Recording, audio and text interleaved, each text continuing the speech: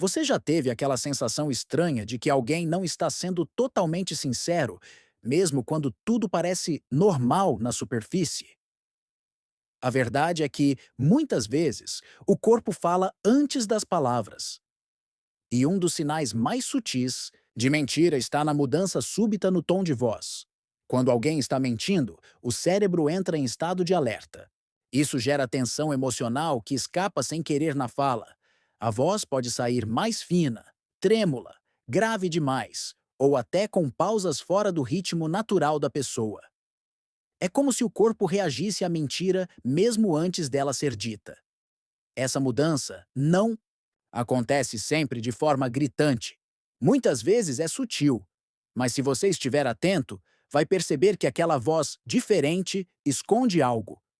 É como se o inconsciente quisesse avisar: algo aqui não bate. Mas não é só a voz que entrega. O próximo sinal mora nos olhos. Afinal, será que o olhar realmente mente? O olhar realmente mente? Em partes, sim. Ou melhor, tenta. Quando alguém está sendo verdadeiro, o contato visual costuma ser natural, fluido. Mas quando a mentira entra em cena, os olhos se tornam um palco de tensão. Evitar o olhar direto, desviar o foco para os cantos ou piscar mais do que o normal são sinais clássicos. Mas o oposto também pode ocorrer. O mentiroso, querendo parecer confiante, pode forçar o contato visual, sustentando o olhar por tempo demais, como quem tenta provar algo. Carl Jung dizia que o inconsciente não mente. Ele escapa, e nos olhos esse vazamento é nítido. Um olhar forçado demais ou fujão demais revela o conflito interno entre o que se sente e o que se tenta esconder. E assim como os olhos entregam, o corpo todo pode entrar em contradição. Os gestos, por mais disfarçados que sejam, são o próximo elo dessa cadeia silenciosa de revelações. Enquanto os olhos entregam as intenções, o corpo revela a verdade emocional. A linguagem corporal é como uma trilha que, se bem observada, leva direto ao que está oculto. Um simples encolher de ombros, um braço cruzado no momento errado, ou uma mudança brusca de postura quando certos assuntos são mencionados. Tudo isso pode sinalizar desconforto, defesa ou até falsidade. O mais interessante é que essas atitudes geralmente não são conscientes. A pessoa pode estar dizendo que está feliz por você, mas seu corpo se retrai, a respiração acelera ou a expressão facial congela por um segundo. Pequenos movimentos, quase invisíveis, contradizem palavras cuidadosamente escolhidas. E é exatamente nesse ponto que entra o poder de microexpressões, sinais que surgem por frações de segundo e que conectam diretamente o corpo à emoção verdadeira. Perfeito! Aqui está o quarto tópico, mantendo a conexão com os anteriores. Se o corpo fala, a voz revela. Nem sempre é o que a pessoa diz, mas como ela diz. O tom de voz, a velocidade da fala, pausas inesperadas ou até mesmo um leve tremor podem denunciar sentimentos que estão sendo camuflados. Quando alguém sente raiva, inveja ou falsidade, o tom pode se tornar seco, ríspido ou exageradamente doce, como se estivesse tentando disfarçar um veneno por trás de um elogio. Às vezes, o simples fato de mencionar uma conquista sua provoca uma mudança sutil na entonação. Ela pode soar menos animada ou artificialmente empolgada. A voz é a ponte entre o que se diz e o que se sente. Mesmo que a boca fale de apoio, se o tom for desalinhado com a emoção real, o inconsciente entrega a farsa. Se a voz pode disfarçar, as ações desmentem. Palavras podem ser ensaiadas, mas comportamentos repetidos dificilmente mentem. Pessoas que secretamente não gostam de você costumam adotar atitudes contraditórias. Dizem estar por perto, mas somem quando você mais precisa. Oferecem ajuda, mas nunca cumprem. Prometem apoio, mas desaparecem em seus momentos de conquista ou dor. Essas contradições não são falhas isoladas. são padrões. Pequenos atos de ausência, esquiva ou frieza revelam aquilo que não se tem coragem de declarar com palavras. Se alguém diz que torce por você, mas evita elogiar, apoiar ou sequer aparecer, talvez o sentimento real por trás do sorriso seja bem diferente do que aparenta. Tudo isso mostra que a verdade não está no discurso, mas na coerência entre fala e atitude. Perfeito!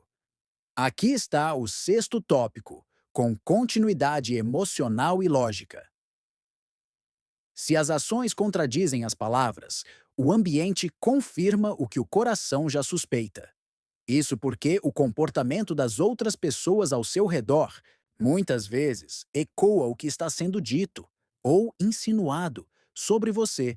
Um dos sinais mais traiçoeiros de que alguém te despreza em segredo é quando você percebe que outras pessoas começam a te tratar de forma estranha, mais fria ou distante, sem motivo aparente. Essas mudanças de atitude não surgem do nada. Muitas vezes são fruto de comentários sutis, críticas veladas ou fofocas disfarçadas de preocupação. Tudo isso dito pelas costas, por quem finge estar ao seu lado. A pessoa que não suporta seu brilho pode não te atacar diretamente, mas planta dúvidas e insinuações nos outros, contaminando lentamente sua imagem no grupo. Quando você começa a ser tratado com reservas, mesmo por quem sempre foi próximo, pode estar lidando com o veneno silencioso da manipulação social. Perfeito! Vamos ao sétimo tópico, seguindo o fio emocional e lógico. Com o tempo, essa manipulação social alimenta um ciclo ainda mais tóxico: o isolamento disfarçado. De coincidência, você começa a perceber que não é mais chamado para encontros, conversas ou decisões importantes. As mensagens demoram mais a ser respondidas. Os olhares mudam.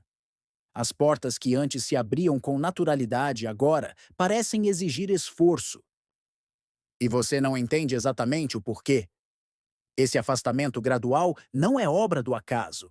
É resultado de uma estratégia inconsciente, ou até calculada, de exclusão emocional. Pessoas que nutrem desprezo por você em segredo, mas não têm coragem de enfrentar isso diretamente, escolhem um caminho mais cruel: minar seus laços, até que você se sinta deslocado, sozinho ou desnecessário. E o mais perigoso? Elas fazem isso sorrindo, enquanto dizem que querem apenas o melhor para todos. Esse isolamento vai preparando o terreno para algo ainda mais devastador: a inversão da culpa. De maneira sutil, os manipuladores começam a pintar um quadro, onde você é o problema. Usam frases como: "Você anda muito estranho ultimamente. Ninguém sabe mais como lidar com você." Ou "Acho que você está se afastando de todos." A mágica perversa está justamente aí. Você começa a se questionar: será que realmente mudou? Será que está vendo coisas onde não há? A dúvida se instala como veneno, corroendo sua autoconfiança. E nesse ponto, as peças já foram todas reorganizadas. Quem te excluiu passa a ser visto como vítima, e você como o desequilibrado. É nesse jogo psicológico que muitos caem sem perceber. Porque quando o mundo à sua volta começa a ecoar uma versão distorcida de quem você é, você começa a se perder de si mesmo. Perdido em meio a dúvidas e culpas fabricadas, você começa a se adaptar ao que esperam de você. Isso dá início ao processo mais silencioso e perigoso de todos: a autocensura emocional. Sem perceber, você começa a pisar em ovos, a medir palavras, a se calar quando algo te fere, tudo para evitar mais rejeição ou conflito. Essa repressão emocional não é apenas um mecanismo de defesa, é um autoabandono.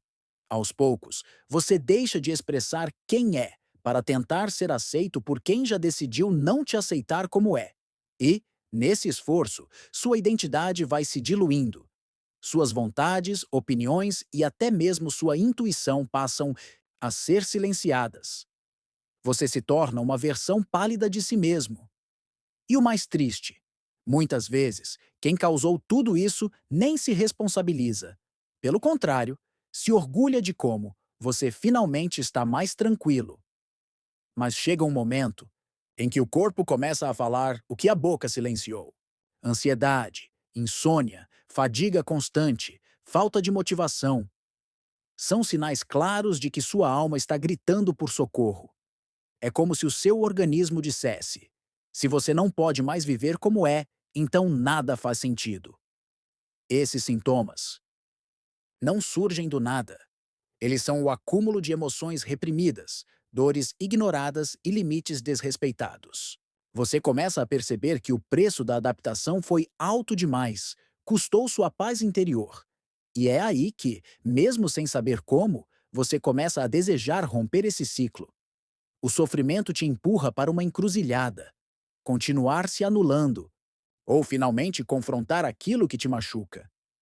Nesse ponto, algo começa a despertar dentro de você, uma semente de consciência. Não é uma mudança radical de uma hora para outra, mas sim pequenos questionamentos que antes não existiam. Você começa a se perguntar: por que eu aceito isso? De onde vem esse medo de me posicionar? O que eu estou protegendo? Quando evito conflitos? E, mesmo sem respostas imediatas, esse movimento interno já é um rompimento com o antigo eu. É como se a verdade, antes escondida atrás de justificativas e desculpas, começasse a se revelar. A dor ainda está ali, mas agora ela vem acompanhada de clareza. E essa clareza, mesmo que desconfortável, é libertadora. Ela mostra que a cura não começa no outro, nem nas circunstâncias. Começa no momento em que você se vê com honestidade. E é justamente nesse momento de clareza que o instinto volta a falar mais alto. Aquela voz interior que você aprendeu a calar por medo, por culpa, por necessidade de aceitação, começa a se fortalecer novamente. Você começa a sentir, com nitidez, quem te faz bem e quem te drena, quem realmente torce por você e quem só permanece por conveniência, inveja ou controle disfarçado. É nesse ponto que a intuição deixa de ser apenas um sussurro e se torna uma bússola. E talvez esse seja o sinal mais verdadeiro de todos. Quando o seu corpo, suas emoções e sua alma começam a andar na mesma direção, a da liberdade emocional. Porque, no fim, reconhecer os sinais da mentira alheia não é sobre julgar o outro. É sobre resgatar a verdade em você mesmo.